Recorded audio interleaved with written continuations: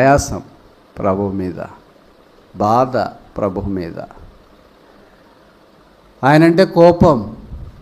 ఆయన మన వల్లే బాధపడి కోపపడి ఆయాసపడితే ఇక్కడ నేనుండను, నాకు తెలిసి మీరు కూడా ఎవరు ఉండరు అనుకుంటా. ప్రభు ఎన్నోసార్లు విరోధంగానే చేశాను, బుద్ధి లేకుండా ప్రవర్తించిన. మనకే తెలుస్తుంది, ఎవరో చెప్పాల్సిన పనిలే, నీకు బుద్ధి లేదు ఇటు చేస్తావు అని. భర్త భార్యను తిట్టాల్సిన పనిలే, తల్లిదండ్రులను పిల్లలు తిట్టాల్సిన పనిలే, పిల్లలు తల్లిదండ్రులు తిట్టాల్సిన పనిలే. మనకే తెలుస్తుంది, అయ్యో ఈ పని బుద్ధి లేకుండా చేసాను ఏంటి అని. బుద్ధి ఉన్నవాళ్ళు నిత్యత్వంకు దాని కొరకే సిద్ధం చేయబడతారు. బుద్ధి లేని వాళ్ళు భౌతికమైంది, తాత్కాలికమైంది, కనపడేది ఎండమావు లాంటి దాన్ని లోకం కొరకై పరుగులు తీస్తారు. ఆయనకి ఇంకా దూషణ తెప్పించినాం, అవమానం తెప్పించినాం, ఆయన గాయాలు రేపినాం, ఆయనకు అవమానం కలిగించినాం, ఆయన నిందకు కారణముగా మనల్ని బట్టే నామం దూషించబడుతూ వచ్చింది. ఆయన ఏమంటున్నాడంటే, ప్రభువా లెక్కలేనన్నిసార్లు తప్పిపోయాను, నన్ను క్షమించవా. యేసయ్యా ఎక్కడికి వెళ్ళగలను, ఎవరి దగ్గరికి వెళ్ళగలను, ఎవరు నన్ను క్షమిస్తారు, ఎవరు నా జీవితాన్ని బాగు చేస్తారు. పాలు అమ్ముకునే వాళ్ళు కడిగేటట్లు యాక్షన్ చేసి దాంట్లో నీళ్ళు దీంట్లోకి పోసుకొని దాంట్లోకి పోసుకొని దీన్ని అంతా పోసి మొత్తానికి మూతలు పెట్టుకుని వచ్చి మనకిస్తే మనమేమనుకుంటాం, అబ్బా మంచి పాలు తెచ్చాడు అక్క, అక్కడ అట్లే తీసుకున్నాడు పాలు, ఇక్కడే తీసుకుని వచ్చినాడండి. వయా బోర్ మీద వచ్చినాడు, వయా బావి మీద వచ్చినాడు, వయా ట్యాప్స్ మీద వచ్చినాడు. అవి మీకు కనపడమేమో, మాలాంటి వాళ్ళకి కనిపిస్తాయి. ఎందుకంటే మేము ఎలాగో కొనుక్కోంగా, ఎలాగ దాన్ని వాడంగా, ఎలాగ మాలాంటి వాళ్ళకి కనిపిస్తాయి. ఇప్పుడు సైతాన్ని కూడా మనల్ని ఏం చేస్తున్నాడంటే, యేసుప్రభు దగ్గర 2 రకాలైన మనుషులు ఉంటారు. మొదటి రకం ఏంటంటే ఫ్యాన్స్, అంటే అభిమానులు. మాకు యేసుప్రభు అంటే అభిమానం అండి. చూడండి, ఆయన ఫోటో కూడా పెట్టుకున్నాం మా ఇంట్లో.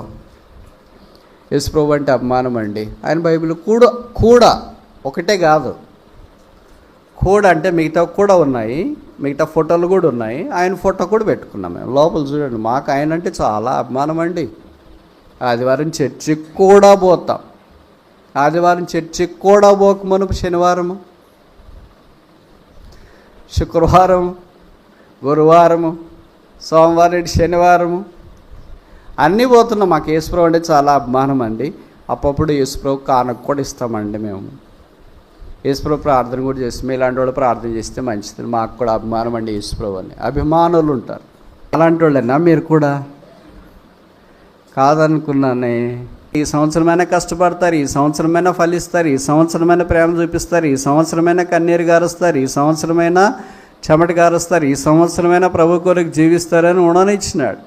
అలాగే ఒక విశ్వాసి నిజంగా నమ్మకంగా ఉన్నాడంటే 2 వైపులో ఉంటుంది. ఒకవైపు ఏంటంటే చెమట, ఇంకోవైపు ఏంటంటే కన్నీరు. ఈ 2 ఆ విశ్వాసికి లేకపోతే ఆయన విశ్వాసే కాదు. కొంతమంది విశ్వాసులు అలాగే చల్లగా ఉంటారు, దే ఆర్ డెడ్. వాళ్ళని చూస్తే మనం కూడా చల్లబడిపోతాం. అందుకే కొన్ని సంఘాల వాళ్ళు మమ్మల్ని పరిచర్యకు రమ్మని పిలుస్తుంటారు, పోము. ఎందుకంటే వాళ్ళే చల్లగుంటే మేము పోయిన తర్వాత ఇంకా చల్లగైతే ఏం చేయాలి. ఆత్మీయంగా ఉన్న వాళ్ళ దగ్గరికి, అంత ఇంత వేడిగా ఉన్న వాళ్ళ దగ్గరికి వెళితే మాకు కొద్దిగా వేడి వస్తుంది, వెట్టగలుగుతుంది. అందరం కలిసి ఆత్మీయంగా ముందుకు సాగిపోవటానికి అవకాశం ఉంటుంది. చల్లగుండే వాళ్ళ దగ్గరికి వెళితే మాకున్న వేడి ఇంకా చల్లబడిపోతే అందరు కలిసి దేవుని నామానికి అవమానం తీసుకొని వచ్చి అంత దరిద్రమైన క్రైస్తవ జీవితం జీవించకూడదు. మనం నులివెచ్చగా ఉండకుండా మండే విశ్వాసులుగా ఉండాలి. ప్రకటన గ్రంథం 3వ అధ్యాయం 21వ వచనం, నేను జయించి నా తండ్రితో కూడా ఆయన సింహాసనం నందు కూర్చునిన్న ప్రకారం జయించువారు నాతో కూడా నా సింహాసనం. కనుక అల్టిమేట్ ఉద్దేశం, దేవుని యొక్క పరాకాష్ఠ ఉద్దేశం ఏంటంటే మనమును ఆయనతో పాటు సింహాసనాసీనులుగా ఉండాలని దేవుని యొక్క కోరిక. కనుక యేసు ప్రభు సింహాసనాసీనుడైతే నాకేంటి? వాక్యం విన్న తర్వాత మీకు అనుమానం, ఆలోచన వస్తే జవాబు ఇక్కడ మనం చూస్తాం. ఆయనతో పాటు మనం కూడా సింహాసనం మీద కూర్చుండాలని ఆయన ఉద్దేశం. ధర్మడు పోయి వాళ్ళంతా కూర్చోలేరుగా. ఎవరు గెలుస్తారో వాళ్ళే అసెంబ్లీకి పోతారు, ఎవరు గెలుస్తారో వాళ్ళే ప్రభుత్వం చేస్తారు. ఇది కూడా అంతే, జయించువాడు అని ఇక్కడ చెప్పబడింది, ఓడిపోయిన వారు అని చెప్పబడలేదు. కనుక ఈ సంఘము పేరు లవదికియా. లవదికియా అని అంటే ఆఖరి 7 సంఘాల్లో ఆఖరి సంఘము. లవదికియా అంటే పీపుల్స్ రూల్, ప్రజల పరిపాలన అని అర్థం. ప్రజలే ఆ సంఘములో పరిపాలన చేస్తున్నట్లుగా మనకు కనిపిస్తుంది. ఈ సంఘానికి ఉన్న 5 లక్షణాలు నేను మీకు జ్ఞాపకం చేయాలని కోరుతున్నాను. మొదటిది ఏంటంటే ప్రకటన గ్రంథం 3వ అధ్యాయము 15వ వచనం.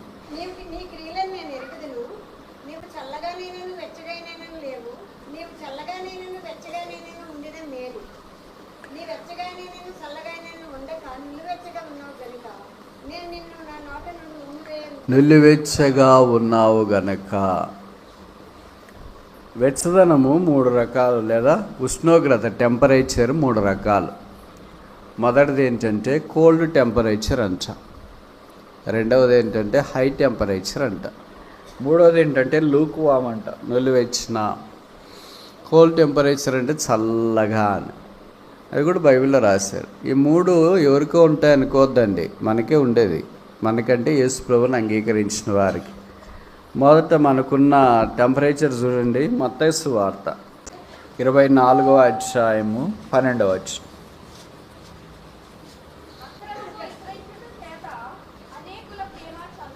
చాలు కనుక మొదటిది టెంపరేచర్ ఏంటంటే చల్లారిన cold temperature. A love wax with cold.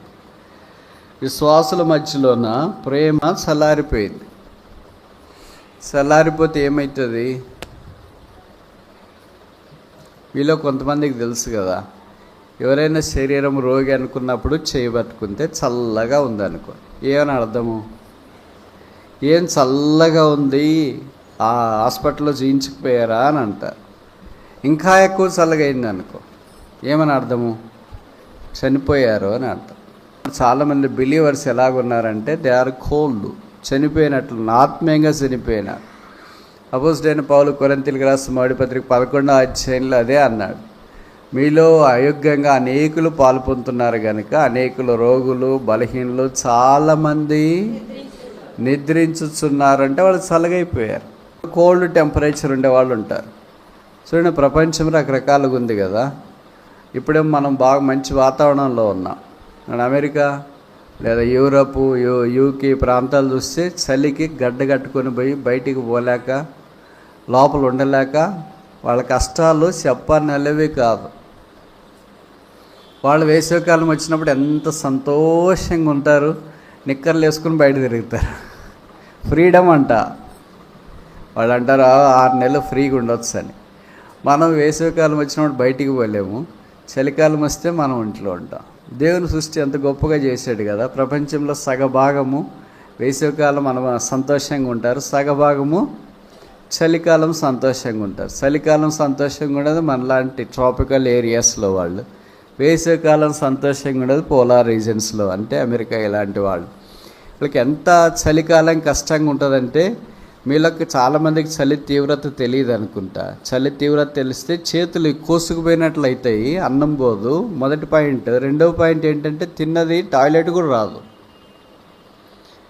Metabolic activity అంత మందబడిపోతుంది అన్నమాట శరీరం. అందుకే చలికాలం ఏం వాళ్ళకి పని చేయబుద్ధి కాదు, బయటికి వెళ్ళబుద్ధి కాదు, అంత తీవ్రమైంది. కొంతమంది విశ్వాసులు అలాగే చల్లగా ఉంటారు. They are dead. వాళ్ళని చూస్తే మనం కూడా చల్లబడిపోతాం. అందుకే కొన్ని సంఘాల వాళ్ళు మమ్మల్ని పరిచర్యకు రమ్మని పిలుస్తుంటారు, పోము. ఎందుకంటే వాళ్ళే చల్లగుంటే మేము పోయిన తర్వాత ఇంకా చల్లగైతే ఏం చేయాలి? ఆత్మీయంగా ఉన్న వాళ్ళ దగ్గరికి, అంత ఇంత వేడిగా ఉన్న వాళ్ళ దగ్గరికి వెళితే మాకు కొద్దిగా వేడి వస్తుంది, వెట్టగలుగుతుంది. అందరం కలిసి ఆత్మీయంగా ముందుకు సాగిపోవడానికి అవకాశం. చల్లగుండే వాళ్ళ దగ్గరికి వెళితే మాకున్న వేడి ఇంకా చల్లబడిపోతే అందరు కలిసి దేవుని నామానికి అవమానం తీసుకొని వచ్చి అంత దరిద్రమైన క్రైస్తవ జీవితం జీవించకూడదు. కనుక మొదటిది ఏంటంటే చల్లగున్నాడు. రెండోది చూసాం కదా, ప్రకటన గ్రంథం 3వ అధ్యాయం 16వ వచనం 17వ వచనంలో లుక్వామ్ అంటే నులివెచ్చగా, మీ భాషలో చెప్పాలంటే గోరువెచ్చగా.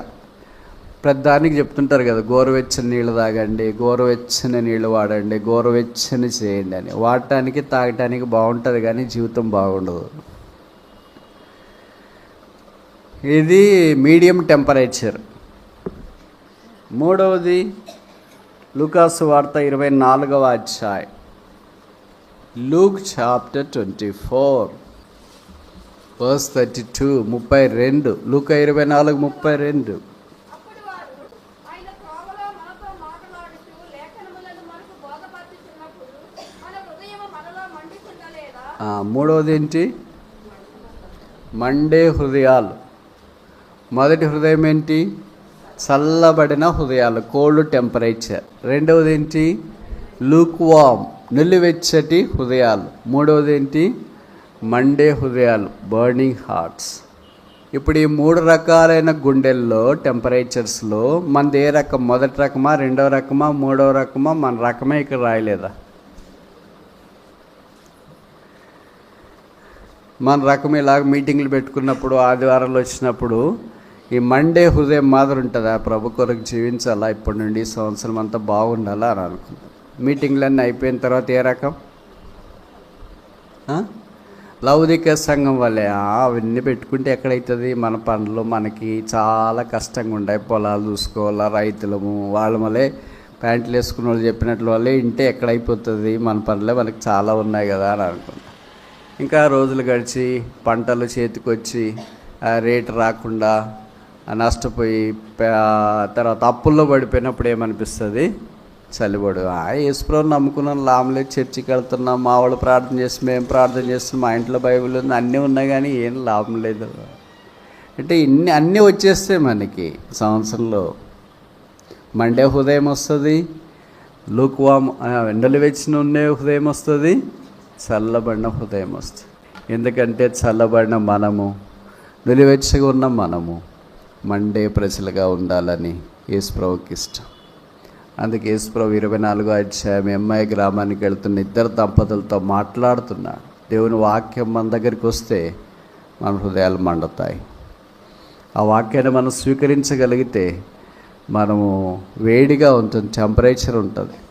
వేడిగా ఉంటే ఏమని అర్థం? ఎవరైనా డాక్టర్లో లేదా ఇంట్లో మీ వాళ్ళు మీ చేయి పట్టుకున్నాడు, మీరు వేడిగా ఉంటే ఏమని అర్థం? మరీ ఎక్కువ వేడి వద్దు, ఆరోగ్యంగా ఉన్నారు అని అర్థం. మరీ ఎక్కువ వేడైపోయి పొగలు వచ్చేటట్లు ఉన్నారు అనుకోండి, హాస్పిటల్కి తీసుకెళ్తా. కనుక ఈ సంఘానికి ఉన్న మొదటి లక్ష్యం ఏంటంటే ఇట్స్ ఎ లుక్వామ్ చర్చ్, నిలువెచ్చగా ఉన్న సంఘం. మనం నిలువెచ్చగా ఉండకుండా మండే విశ్వాసులుగా ఉండాలి. రెండవది చూస్తాం, ప్రకటన గ్రంథం 3వ అధ్యాయం. ప్రకటన 3వ అధ్యాయం 17వ వచనం.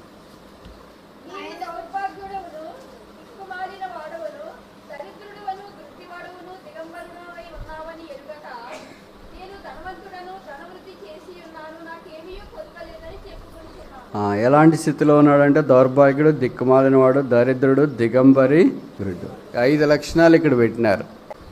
అన్నిటి కలిసి ఒకే పేరు పెడదాం మనకి అర్థమయ్యేటట్లు, గుర్తుండేటట్లు. ఇట్స్ ఎ లేజీ చర్చ్, సోమరి సంఘం.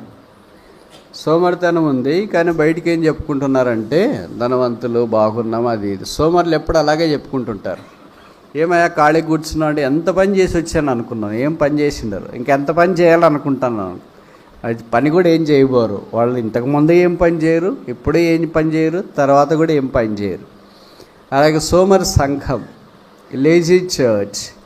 దేవుని ప్రజలైన వారు, విశ్వాసులు చాలామంది ఆత్మీయంగా సోమరులుగా ఉన్నారు. భౌతికంగా బాగా కష్టపడతారు. వాళ్ళు ఉదయాన్నే లేస్తారు, వాళ్ళ పొలాలు, వాళ్ళ ఇంటి పనులు, వాళ్ళు వంట పనులు అన్నీ చేసుకుంటారు. కానీ దేవుని పని దగ్గరికి వచ్చేటప్పటికే మీ ఇంటి పని, వంట పని అన్నీ ప్రాముఖ్యత వస్తుంది, కానీ దేవుని పని మాత్రం ప్రాముఖ్యత రాదు.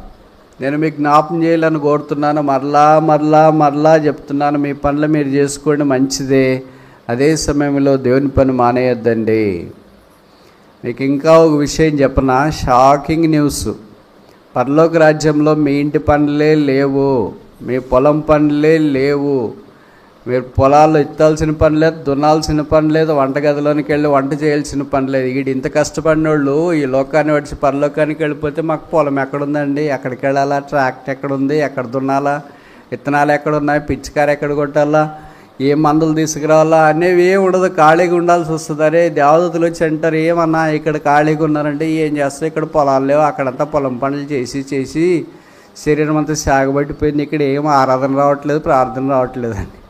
పరలోక రాజ్యంలో ప్రార్థన ఏం అవసరం లేదు, కానీ ఆరాధన ఉండాలి కదా. మరి క్రొత్త కీర్తన పాడండి, ఇక్కడైనా అక్కడ పాడలేకపోయారు కదా అంటే ఏం చేస్తాం? అక్కడ అలవాట్లేదు కదా, ఇక్కడ ఎట్లా వస్తుంది?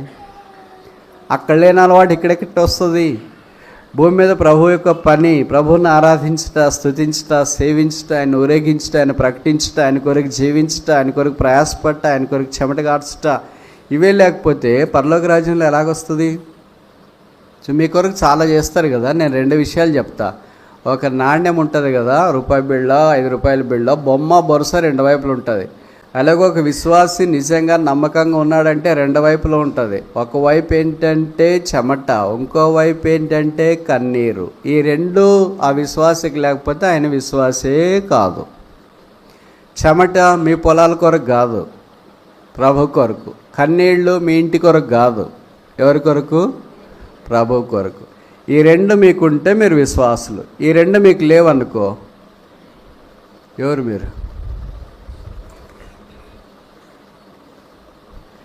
ఎప్పుడైనా యేసుప్రభు కొరకు చెమట గార్చినట్లు గుర్తుందా?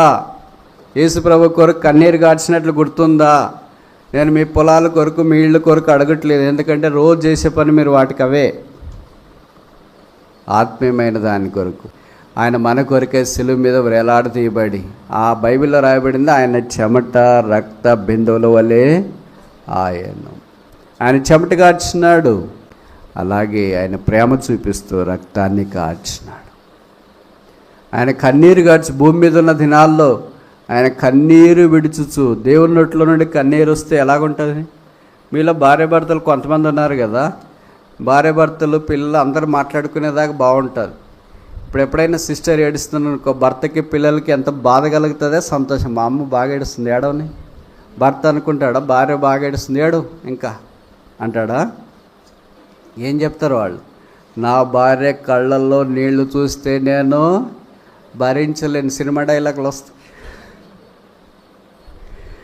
నేను ఏడ్చినా పర్వాలేదు కానీ నా భార్య కళ్ళల్లో నీళ్లు చూడను. వాళ్ళ పిల్లలు కూడా అంటారు, మా అమ్మ కళ్ళల్లో నీళ్లు సుడలు తిరిగితే నా హృదయము కరిగిపోతుంది.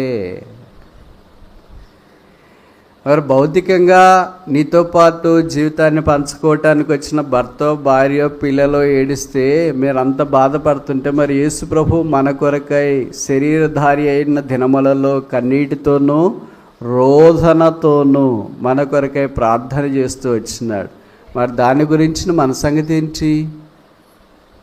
దాని గురించిన మన తాత్పర్యం ఏంటి? ఇంకెంతకాలం ఇలాగే లేజీగా సోమరులుగా ఉంటారు?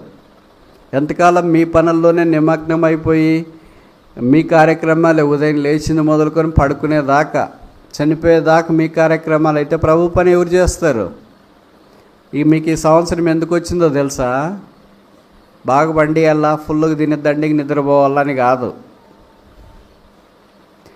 ఈ సంవత్సరమైనా ఉండనిమ్మని ప్రార్థన చేసినారు. లూకాసు వార్త 13వ అధ్యాయంలో ఆ తోట యజమానుడు, లేకపోతే తోట మాలి ప్రార్థన చేసినాడు, ఈ సంవత్సరము కూడా.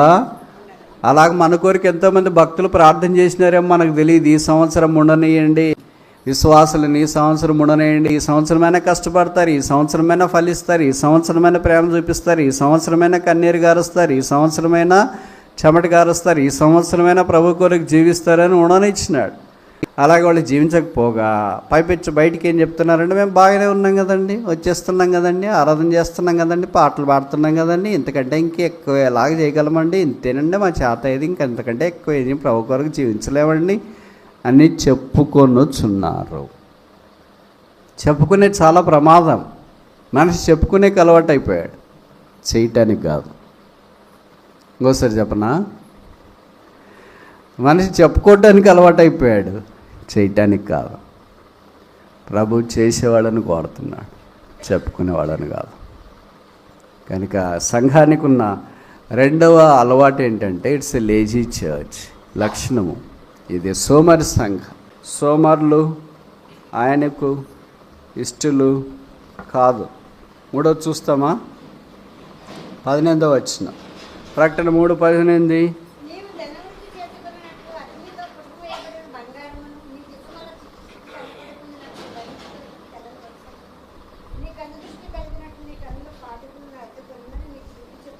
నీకు బుద్ధి చెప్పుచున్నాను. It's a లోసమ్ church. లోసమ్ అంటే బుద్ధి లేని చర్చి, బుద్ధి లేని సంఘం, బుద్ధి లేని మనుషులు. బుద్ధి చెప్తున్నాను అని అంటే బుద్ధి లేదనే కదా అర్థం. బుద్ధి లేకపోతే ఎక్కడికి వెళ్తారు? బుద్ధి లేకపోతే ఎక్కడికి వెళ్తారు? బుద్ధి ఉంటే ఎక్కడుంటారు? సరే, ఇప్పుడు నేను ఒక ప్రశ్న అడుగుతా, మీరు నేరుగా సూటికి జవాబు చెప్పండి. మనకు బుద్ధి ఉందని అలాగే తెలుసుకోవాలా? మీరేమనుకోకపోతే నేను జవాబు చెప్పనా? చెప్పమంటారా వద్దా? ఆ తర్వాత మీరు చెప్పండి బుద్ధి ఉందా లేదా అని. నాకు కాదు. లూకాసు వార్త 15వ అధ్యాయంలో తండ్రికి 2 కుమారులు ఉన్నారు. చిన్నవాడు తండ్రి యొక్క ఆస్తిని కావాలని కోరాడు. ఆస్తి అంతా తీసుకున్నాడు, దూరదేశాన్ని వెళ్ళిపోయాడు. అక్కడ ఉన్నదంతా దుర్వ్యాపారం వల్ల పాడు చేసినాడు. దేశంలో కరువు వచ్చింది. ఒకని చెంత చేరినాడు. వాడు పందులు మేపటానికి పంపించినాడు. వెళ్ళి పందులు మేపుతున్నాడు. ఇంక తినటానికి ఏం లేదు. పందులు తినే పొట్టుతో తన కడప నింపుకోవాలని అనుకున్నాడు. ఇప్పుడు ఒకటి వచ్చింది. ఏమొచ్చింది? ఇప్పటిదాకా ఎక్కడ పోయింది? ఎక్కడ పోయింది బుద్ధి? ఎవడన్నా తిట్టేటప్పుడు అంటుంటారు కదా, ఇన్ని చేసేటప్పుడు నీకు బుద్ధి గడ్డి తినిందే, అప్పుడు లేదా బుద్ధి అని అంటారు కదా. కనుక ఇప్పుడు బుద్ధి ఏం తినింది? పందుల పొట్టు, గడ్డి కాదు. అంటే బుద్ధి లేని వాళ్ళు పరలోకపు తండ్రి అయిన దేవునికి దూరంగా వెళుతున్నారు. దేవ సన్నిధిలో నుండి దూరంగా వెళుతున్నారు. దేవుని సమృద్ధిలో నుండి దూరంగా వెళుతున్నారు. దేవుని కార్యాల నుండి దూరంగా వెళుతున్నారు. దేవుని సహవాసం నుండి, దేవుని సమృద్ధి నుండి, దేవుడు సిద్ధపరిచిన దాని అంతటి నుండి దూరంగా వెళ్ళే వాళ్ళని డాష్ అని అంటారు. ఇప్పుడు ఏమొచ్చింది? బుద్ధి వస్తే ఏమనిపిస్తుంది? వచ్చింటే ఏమని రుజువు? ఇక్కడే పందులతో ఉంటాను, ఇంకా కొన్ని పందులు కొనియండి అనే, పందుల దొడ్డి ఒకటి పెడతాననే. ఇశ్రాయేలీలు గొర్రెలు పెంచుతారు కానీ పందులు పెంచరు. పందులు వాళ్ళకి హేము, సువార్ అంటే తెలుసు కదా మీకు. వారికి అది చాలా హేమైన జంతువుల్లో అదొకటి. అందుకే దాన్ని వాళ్ళు చూడరు, పెంచరు, తినరు. కానీ వాళ్ళు గొర్రెలు పెంచుతారు, పశువులు పెంచుతారు, దాన్ని చూస్తారు, పశువులు కాపర్లు ఉంటారు, దాని కొరకు వాళ్ళు ప్రయాసపడతారు. అది వాళ్ళకి పరిచయం. కనుక ఇప్పుడు బుద్ధి వస్తే ఏమని అర్థం అంటే తండ్రి దగ్గరికి రావాలనుకుంటాడు, యేసుప్రభు దగ్గరికి రావాలనుకుంటాడు, ఈ తండ్రి ఇంటికి, దేవుని మందిరానికి రావాలనుకుంటాడు. తండ్రితో ఎంతోమంది కూలోళ్ళు ఉన్నారంట, వాళ్ళతో పాటు నేను కూడా ఉండాలనుకుంటా. అన్నం గుర్తొస్తుంది. పొట్టు కాదు అన్నం, స్నేహితులు కాదు, తండ్రితో ఉన్నవాళ్ళు, పరదేశం కాదు, సొంత దేశం. ఇవన్నీ నేను చెప్తుంటే మీకు అర్థమవుతుందా? అంటే యేసు ప్రభు దగ్గరికి వచ్చుట, యేసు సంఘమును ప్రేమించుట, యేసు ఇంటిలో కనబడుట, యేసు ప్రభుతో పాటు పనిచేస్తున్న కూలి వాళ్ళ దగ్గర ఆహారము సమృద్ధిగా ఉందని వారితో తను తాను ఐక్యపరచుకోవటానికి ఇష్టపడి తిరిగి రావుట. ఇదంతా బుద్ధి వచ్చినట్లు. ఈ 2 రకాల్లో మనం ఏ రకం? బుద్ధి లేని రకమా, బుద్ధి ఉన్న రకమా? చెప్పండి. బుద్ధి ఉన్నోళ్ళ లేనోళ్ళ? నేను చెప్పనా మీరు చెప్తారా? మీరు చెప్తారా నేను చెప్పాలనా? నేనే చెప్పాలనా? Very good. ఆదివారం మనకు బుద్ధి ఉంటుంది. సోమవారం ఎక్కడ పోతుంది? గడ్డి తినేకపోతుంది. మళ్ళీ ఎప్పుడు వస్తుంది? మళ్ళీ శనివారం సాయంకాలంకి వస్తుంది. కనుక సోమవారం నుండి శనివారం దాకా గడ్డి తినేసి అక్కడంతా తిరిగేసి ఆదివారం వస్తుంది. అప్పుడు అనిపిస్తుంది, అమ్మో ఇట్లుంటే బాగాలేదు, మనం స్నానం చేసి ఉదయం బైబిల్ చదువుకొని ప్రార్థన చేసుకుని చర్చికి పోవాలి, లేకపోతే అన్నీ ఇవే కలుస్తున్నాయి, మా వాడికి ఇట్లా, మా ఆయనకి ఇట్లా, మా పొలాలు ఇట్లా అయితే బాగాలేదు, వచ్చేవారం అట్లా కాదు, ఇంకా పూర్తిగా దేవుని కొరకే జీవించాలి. ఎంతకాలం బతుకుతామేమో తెలియదు కదా అక్క, దేవుడు ఎప్పుడైనా తీసుకుపోవచ్చు అక్క అని ఆదివారం అంతా బుద్ధి వస్తుంది. మరి సోమవారం నుండి మెల్లగా పోతుంది. ఇట్టే అనుకుంటే ఎక్కడైతుంది? మన పనులు, పొలాలు, ఇరుగు పొరుగు అన్నీ ఉండాలి కదా అని చెప్తుంది సైతానుడు వచ్చి. చెప్పిన వెంటనే బుద్ధి ఎక్కడ పోతుంది? నేను చెప్పేది వాస్తవమా అవాస్తవమా? మీకు కూడా నాలాంటి వాళ్ళేనా మీరు కూడా? కాదనుకున్నానే. మీకు ఎప్పుడు బుద్ధి ఉంటుంది అనుకున్నానే. అంటే ప్రభుకు స్తోత్రాలు. అందుకే తిరిగి రావటానికి నా తండ్రి ఇంటిలో ఆహారము సమృద్ధిగా ఉంది. ఆహారం సమృద్ధిగా ఉంది. ప్రసంగం మనించింది. పరమగీతంలో చెప్పబడింది 2వ అధ్యాయం, అతడు నన్ను విందుశాలకు తోడుకొని పోయాను. బయట సైతాను మనకి ఏం పెట్టినాడంటే పందుల పొట్టు పెట్టినాడు. పందుల పొట్టుతో మన పొట్ట లేదా మన కడుపు నింపుకుంటే ఆరోగ్యం ఉంటుందా, అనారోగ్యం ఉంటుందా? హాస్పిటల్కి తీసుకెళ్తారు, గ్యాస్ట్రైంటాలజిస్ట్ దాన్ని అందరు పేగులు తీసేయాలి, పెద్ద పేగులు తీసేయాలి, చిన్న పేగులు తీసేయాలి అంటారు. 2 పేగులు తీసేస్తే ఏముండదు ఇంకా కడుపులో. అప్పుడు ఏం చెప్తారంటే నమ్మకం లేదు, ఇంటికి తీసుకుపోండి, బిల్లు ఎందుకు ఇక్కడ ఎక్కువ అని అంటారు. కనుక సైతాను మనకి ఇచ్చేది మనం తీసుకుంటే ఆత్మీయంగా మానస్థితిలోనికి వెళతాం. సైతాన్నిచ్చే లోకము, సైతాన్నిచ్చే ఈ కోరికలు, సైతాన్నిచ్చే లోకానికి సంబంధించి శరీరాశ, నేత్రాశ, జీవపడంబం ఇవన్నీ మనల్ని ఆకట్టుకొని లోబర్చుకొని ఆత్మీయమైన నష్టములోనికి తీసుకొని వస్తాయి. వాటన్నిటిలో నుండి తప్పించుకోవటానికి యేసుక్రీస్తు ప్రభు అనే బుద్ధి మనకు రావాలి. మరి బుద్ధి ఎక్కడ దొరుకుతుంది? ఆన్లైన్లోనా, ఆఫ్లైన్లోనా, అమెరికాలోనా? ఎక్కడ దొరుకుతుంది? యేసు ప్రభు దగ్గర దొరుకుతుంది. ఆయన గురించి రాయబడింది, బుద్ధి జ్ఞానమ సర్వ సంపదలు క్రీస్తు యందు గుప్తమై ఉంది. కనుక యేసు ప్రభుకి ఎంత దగ్గర ఉంటే నాకు బుద్ధి అంత దగ్గరకు ఉంటుంది. యేసు ప్రభుకి నేను ఎంత దూరంగా ఉంటే బుద్ధి నాకు అంత దూరంగా ఉంటుంది. యేసు ప్రభు ద్వారా నేను బుద్ధిని సంపాదించుకోగలను. యేసు ప్రభు వారికి వెలపట్ట ప్రతి ఆలోచన, ప్రతి ఉపాయము, ప్రతి తలంపులు కేవలము నిరర్థకం. యెహోవాకు విరోధమైన ఆలోచన, యెహోవాకు విరోధమైన ఉపాయం, యెహోవాకు విరోధమైన జ్ఞానమైనను నిలవదు అని వాక్యంలో మనం చూస్తాం. ప్రభువా ఎన్నోసార్లు విరోధంగానే చేశాను, బుద్ధి లేకుండా ప్రవర్తించిన. మనకే తెలుస్తుంది, ఎవరో చెప్పాల్సిన పనిలే, నీకు బుద్ధి లేదు ఇటు చేస్తావు అని. భర్త భార్యను తిట్టాల్సిన పనిలే, తల్లిదండ్రులను పిల్లలు తిట్టాల్సిన పనిలే, పిల్లలు తల్లిదండ్రులు తిట్టాల్సిన పనిలే. మనకే తెలుస్తుంది, అయ్యో ఈ పని బుద్ధి లేకుండా చేసాను ఏంటి అని. బుద్ధి ఉన్నవాళ్ళు నిత్యత్వంకు దాని కొరకే సిద్ధం చేయించబడతారు. బుద్ధి లేని వాళ్ళు భౌతికమైంది, తాత్కాలికమైంది, కనపడేది ఎండమావు లాంటి దాన్ని లోకము కొరకై పరుగులు తీస్తారు. 4వ చూస్తామా? ప్రకటన గ్రంథం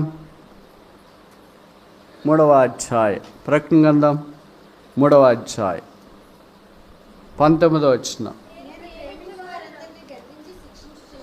నేను ప్రేమించు వారందరినీ గద్దించి శిక్షించుచున్నాను. ఆయన ప్రేమిస్తున్నాడు, అందుకనే గద్దించి శిక్షిస్తున్నాడు. మనం ఏం చేస్తున్నామంటే ఆయన్ని ప్రేమించకుండా లోకాన్ని ప్రేమిస్తున్నాం.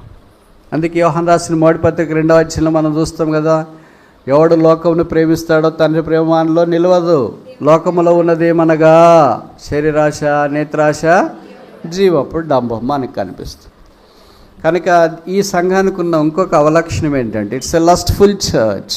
లోకాన్ని ప్రేమించే సంఘం, లోకాన్ని ఆశించే సంఘము, లోకాన్ని ఇష్టపడే సంఘం. అందుకని ప్రభువు ఆ సంఘాన్ని గద్దిస్తున్నాడు. మనం కూడా చాలాసార్లు లోకాన్ని ఇష్టపడతాం. నేను ఈ మాటలు చెప్తున్నాను, మీరు అనుకోవచ్చు లోకంలో ఉన్నాం కదా బదులు మన లోకం కాకుండా ఇంకెక్కడికి వెళ్ళమంటారు, ఇంకా లోకానికి వేలుపట్టి ఎలాగ బతుకుతామో అని. మనకు బాగా పరిచయం కదా. ఒక గ్లాసులో నీళ్లు తీసుకున్నారు అనుకోండి, సగం, దాని మీద నూనె పోసినాం అనుకోండి, నీళ్లు నూనె కలుస్తాయా లేదా? కలవ్వా? ఎందుకని? 2 తెల్లగానే ఉన్నాయి కదా, 2 ఒకే గ్లాసులోనే వేసినారు కదా. ఒకే గ్లాసులో మరి నీళ్లు నూనె కలవనప్పుడు ఒకే ఊర్లో, ఒకే భూమి మీద, ఒకే గాలి పీలుస్తూ, ఒకే పొలాల్లో పనిచేస్తున్న విశ్వాసులు అవిశ్వాసులు కలుస్తారా, కలవరా? మనం ఎట్లా కలుస్తున్నామంటే నీళ్ళలోకి పాలు కలిసినట్లు కలిసిపోతున్నాం. నీళ్ళలోకి పాలు పోస్తే కలుస్తాయా, కలవ్వా? పాలలోకి నీళ్ళు పోస్తే ఎట్లా చేసినా కలుస్తాయి. అందుకే మీరు అక్కడక్కడ బోర్లు అవి ఉన్నప్పుడు పాలు అమ్ముకునేవాళ్ళు అవి కడిగేటట్లు యాక్షన్ చేసి దాంట్లో నీళ్ళు దీంట్లోకి పోసుకొని, దాంట్లోకి పోసుకొని, దీన్ని అంతా పోసి మొత్తానికి మూతలు పెట్టుకుని వచ్చి మనకిస్తాయి. మనమేమనుకుంటాం, అబ్బా మంచి పాలు తెచ్చాడక్క, అక్కడ అట్లే తీసుకున్నాడు పాలు, ఇక్కడ తీసుకుని వచ్చినాడండి. వయా బోర్ మీద వచ్చినాడు, వయా బావి మీద వచ్చినాడు, వయా ట్యాప్స్ మీద వచ్చినాడు.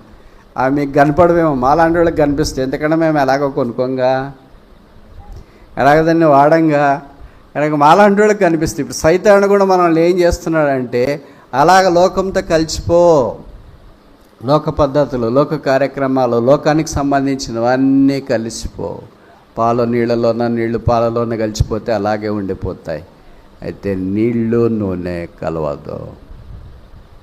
ఒకే రంగే, ఒకే ఊరే, ఒకే ప్రాంతమే, ఒకే బంధువులు, ఒకే కులమే, ఒకే పరిస్థితులు, అన్నీ ఒకటే గాలి పీలుస్తున్నారు, ఒకే సూర్యుడు, ఒకే భూమి, ఒకే పొలాలే.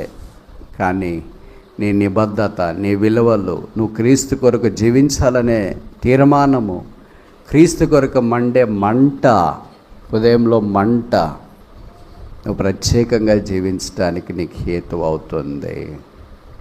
ఇప్పటిదాకా 4 లక్షణాలు ఈ సంఘానికి చూసినాం. మొదటిది, it's a lukewarm church, నిలువెచ్చటి సంఘం. రెండవది, ఇట్స్ ఎ లేజీ చర్చ్, సోమర్తనం కలిగిన సంఘం. మూడవది, ఇట్స్ ఏ లోత్ఫుల్ చర్చ్, ఇది భౌతికమైన దాని గురించి ఆలోచన. నాలుగవది, ఇట్స్ ఏ లస్ట్ఫుల్ చర్చ్, ఇది లోకాశ కలిగిన సంఘం, లోకంతో రాజుబడి కలిసిపోయిన సంఘం. ఈ 4 అవలక్షణాలే ఈ సంఘానికి ఉంటే, ఈ సంఘాన్ని గురించి ఇప్పుడు మనం ఆలోచించాల్సిన పని లేదు, బైబిల్లో కూడా రాయాల్సిన పని లేదు. 5వ లక్షణం ఉంది, మంచి లక్షణం ఉంది. 21.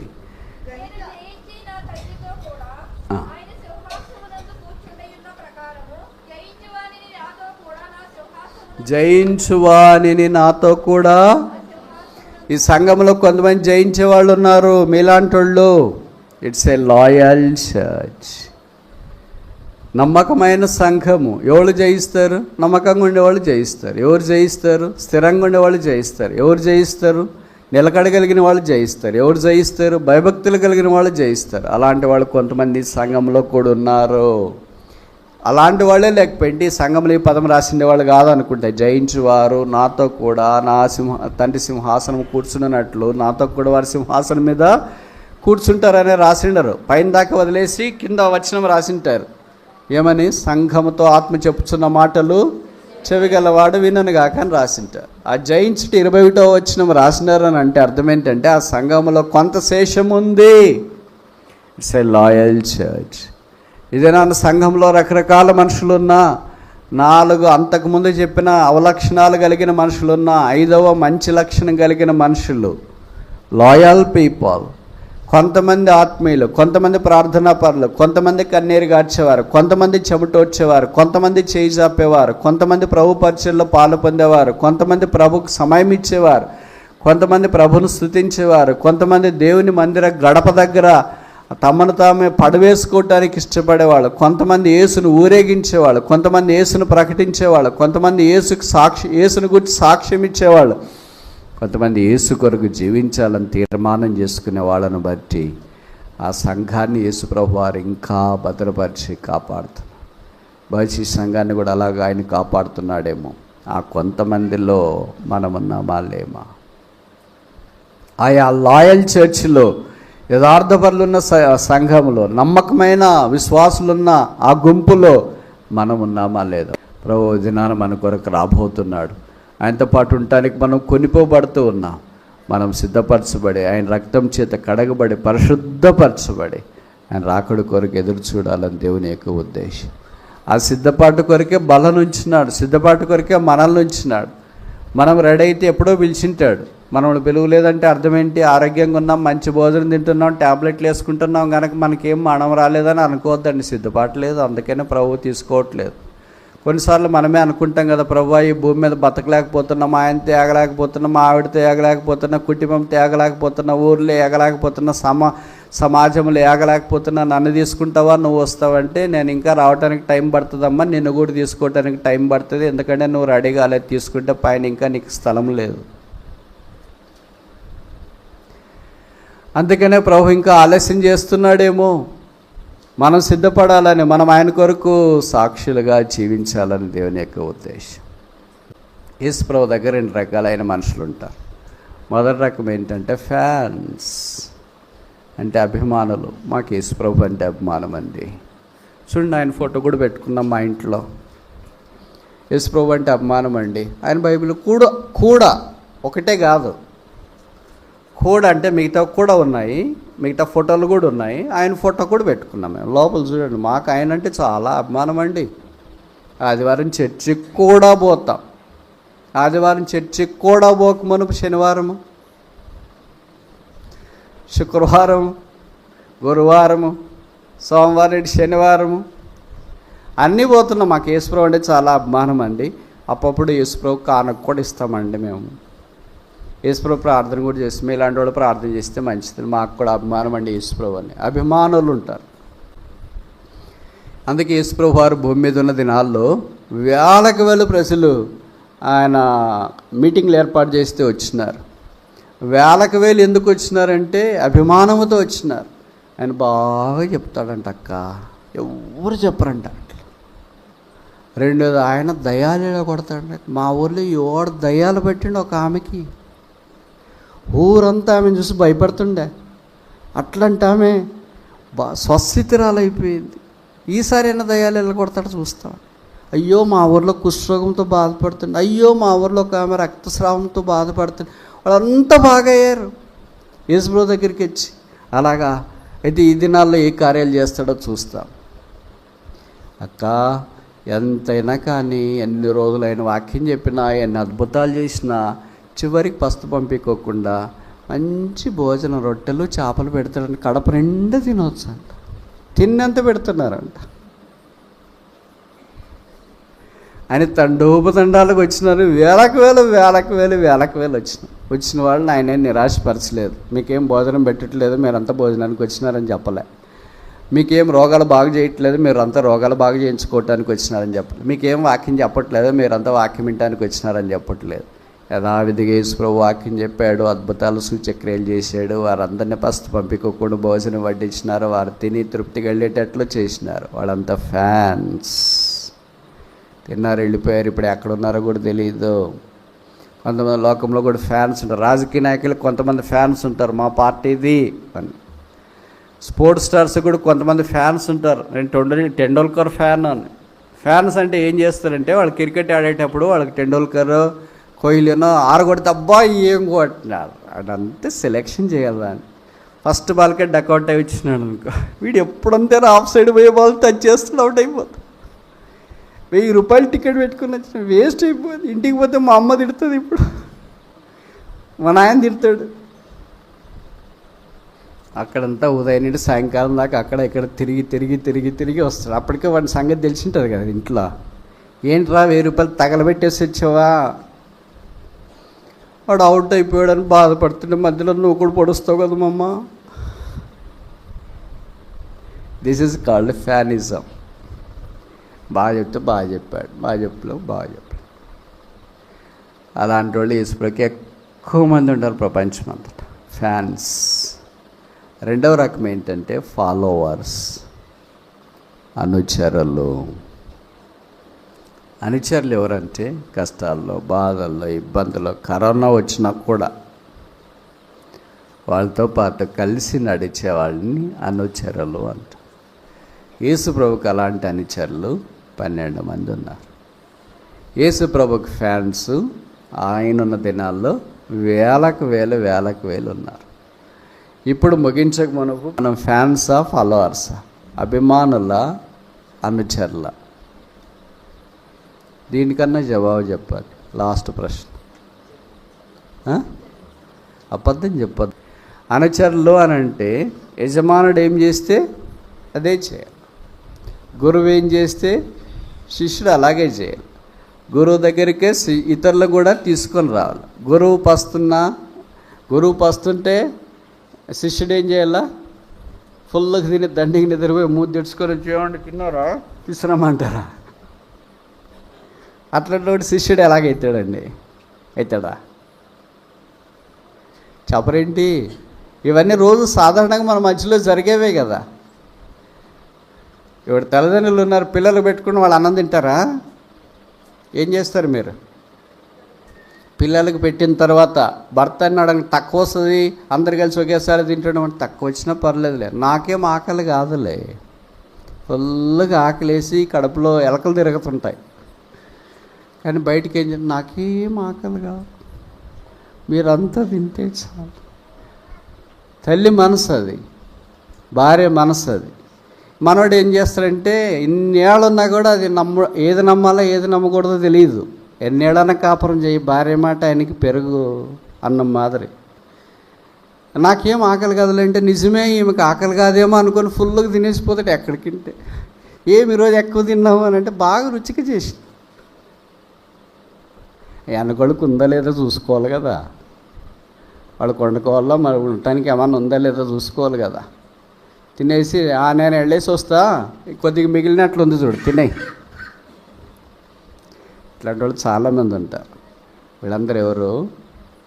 Fans, followers. అలా కాదు, భార్య అయినా భర్త అయినా పిల్లలైనా అందరు కలిసి తింటారు. అందరికి సరిపోయిందా? రే నీకు సరిపోయిందా, నీకు సరిపోయిందా, నీకు సరిపోయిందా? సరిపోకపోతే మళ్ళీ వండుదాం, లేకపోతే ఉన్న దాంట్లో అందరు కలిసి సర్దుకుందాం. అలాగే యేసు ప్రభు కూడా విందు ఏర్పాటు చేసినాడు. ఫ్యాన్స్ అంటే వడ్డిస్తున్నాడు, మనం తినేసి మంతే అన్నాక ఇంక బండి ఎక్కండి, ఆటో ఎక్కండి, ఎవరిదాన్ని వాళ్ళు తినేసిపోయి. వీళ్ళంతా ఫాలోవర్స్ కాదు, ఫ్యాన్స్. ఫాలోవర్స్ ఏం చేశారంటే ఆయన మేడగదికి వెళ్ళిన ఆయనతో పాటు మేడగదికి వెళ్ళారు. ఆయన ఒలీవల తోటికి వెళ్తే ఆయనతో పాటు ఒలీవల తోటికి వెళ్ళారు. ఆయన సిలువ దగ్గరికి వెళ్తే ఆయనతో పాటు సిలువ దగ్గరికి వెళ్ళారు. ఆయన సమాధిలోకి వెళ్తే ఆయనతో పాటు సమాధి దగ్గరికి వెళ్ళారు. ఆయనను వెంబడించే వాళ్ళు ఫాలోయర్స్. ఆయనను చంపేస్తారంటే పర్లేదు, మమ్మల్ని కూడా చంపేయండి.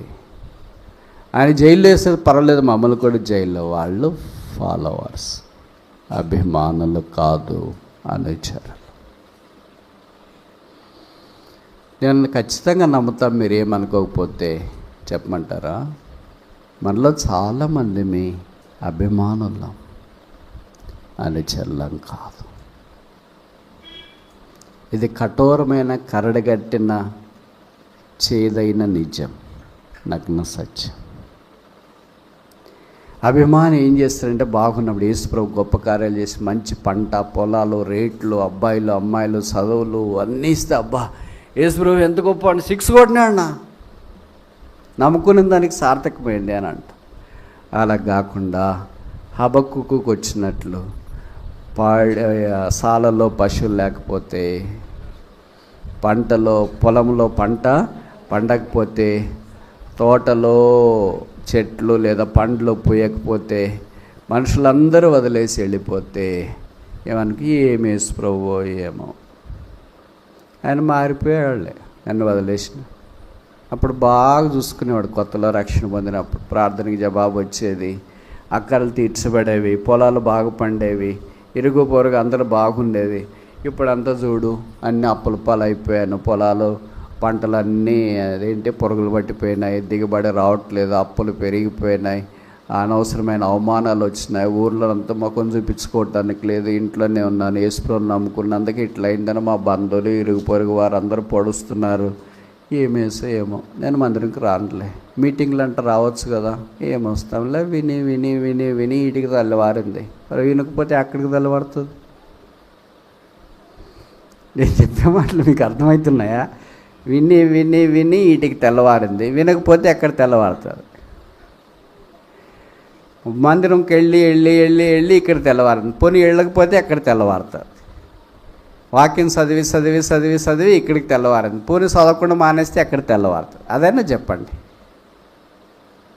అది తెలుదు. ఆయాసం ప్రభు మీద, బాధ ప్రభు మీద. ఆయనంటే కోపం. ఆయన మనవలే బాధపడి కోపపడి ఆయాసపడితే ఇక్కడ నేనుండను, నాకు తెలిసి మీరు కూడా ఎవరు ఉండరు అనుకుంటా. ఆయన కోపం నిమిషం మాత్రం ఉంటుందంట, ఆయన దీర్ఘశాంతము ఆయుష్కాలం అంతా ఉంటుంది. అందుకే ఆయన మనల్ని అభిమానులుగా చేసుకోవటానికి ప్రాణం పెట్టలేదు. ఎందుకు ప్రాణం పెట్టాడు? అనుచరులుగా చేసుకోవటానికి ప్రాణం పెట్టాడు. యేసు అనుచరుడైతే ఆయన చిత్తం చేయటానికి ఇష్టపడేవాడు. ఆయన ఎక్కడ తింటే అక్కడ, ఆయన ఎక్కడ పడుకుంటే అక్కడ, ఎక్కడికి వెళితే అక్కడ, కొండ మీదకి వెళ్తే కొండ మీద, సముద్రం దగ్గరికి వెళ్తే సముద్ర తీరాన. ఆయన ఎక్కడికి వెళ్తాడు? గొర్రె పిల్ల ఎక్కడికి వెళ్ళను, అక్కడికి అంత వారు ఆయనను వెంబడించిరి. They are known as a followers.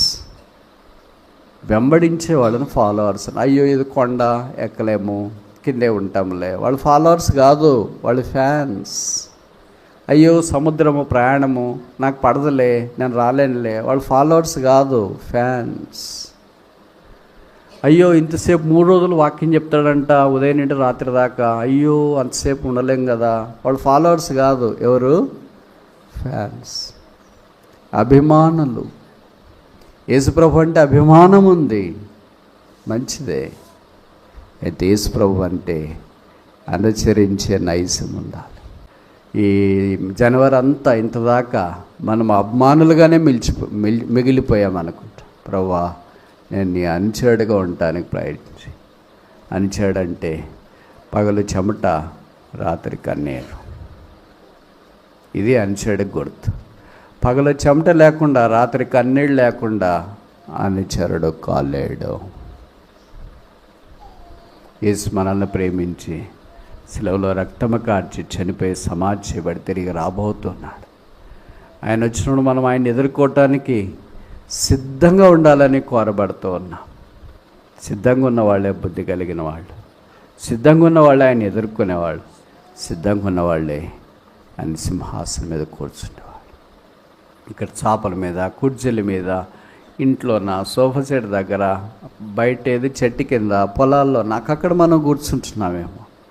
ప్రభు వస్తే ఆయనతో పాటు ఆయన సింహాసనం మీద మనల్ని కూర్చుండబెట్టాలి అని దేవుని యొక్క ఉద్దేశం. ప్రభు అలాంటి పాపని ఎంత ప్రేమించినావా, నరకానికి పాత్రుడను, శిక్షకు యోగ్యుడను, పాతాళంలో పడి ఉండవలసిన నన్ను శిలువ రక్తం చేత కడిగి పరిశుద్ధపరిచి పరలోకంలో చేర్చడం మాత్రమే కాదు, పరలోకంలో ప్రవేశింపజేయడం మాత్రమే కాదు, పరలోకంలో నీతో పాటు. మనం ఓట్లు వేసింటాం, రాజకీయ నాయకులు గెలుస్తారు, సింహాసనం మీదకి వస్తారు, వాళ్ళు కూర్చుంటారు, మిమ్మల్ని కూడా కూర్చోబెడతారు.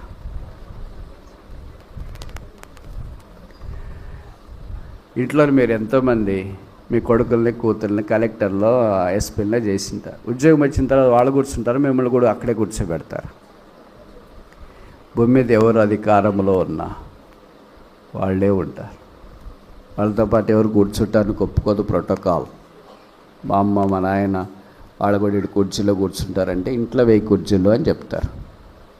నా భార్య ఇక్కడ కుర్చీలో కూర్చుంటుందంటే ఇంట్లో 1000 భార్య కుర్చీలు అని చెప్తారు.